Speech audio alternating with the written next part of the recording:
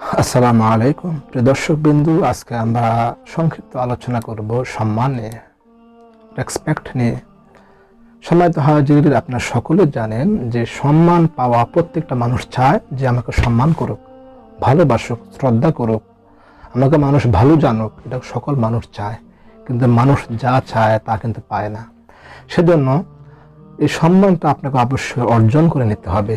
আপনাকে অবশ্যই এটা মানুষ থেকে আদায় করে নিতে হবে। মানুষ কিন্তু আপনাকে সাধারণভাবে ইজিভাবে আপনাকে সম্মান করবে না।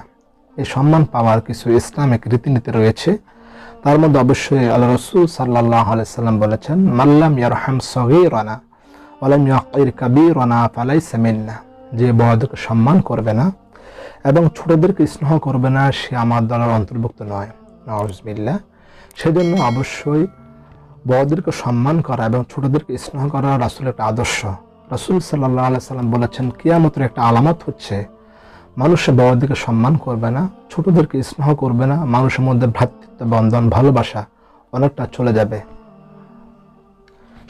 সেজন্য দর্শক বিন্দু, আপনাদেরকে বলবো, যদি সম্মান পেতে চান অবশ্যই মানুষকে সম্মান করতে শিখুন, ভালোবাসতে শিখুন, শ্রদ্ধা করতে শিখুন, তাহলে অবশ্যই আপনি সম্মান ব্যাক পাবেন।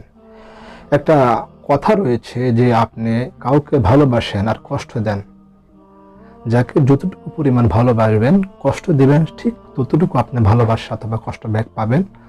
ব্যবধান হচ্ছে সময়ের, হয়তো আগে পাবেন অথবা পরে পাবেন। সেজন্য অবশ্যই এই পৃথিবীর মধ্যে যদি সম্মানিত হতে চান,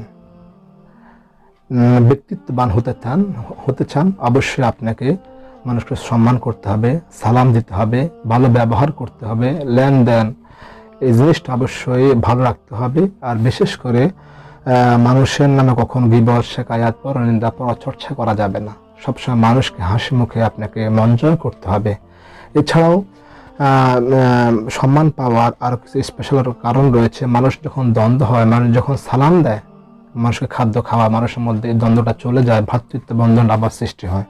সেজন্য দর্শক বিন্দু, সম্মান পেতে হলে অবশ্যই আপনাকে সম্মান করতে হবে। যত বেশি সম্মান করবেন, যত বেশি ইজ্জত করবেন, কদর করবেন, তত বেশি সম্মান পাবেন, কদর পাবেন।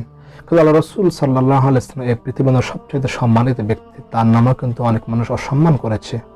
সুতরাং অসম্মান মানুষ করবে, কিন্তু অবশ্যই আপনাকে এই পৃথিবী দেখে সম্মান পাওয়ার জন্য অবশ্যই আপনাকে সম্মান দিতে হবে, কদর করতে হবে, ইজ্জত করতে হবে, তাহলে অবশ্যই আপনার সম্মানটা পাবেন। দর্শক বিন্দু, আমরা কিন্তু অনেকে দেখা যায় আমরা সম্মান করতে শিখি না, সম্মান করি না, কিন্তু আমরা সম্মান পাওয়ার জন্য অনেকটা ওয়েট করি বা আমরা আশাবাদী করি। কোনো মানুষ যদি ব্যবসা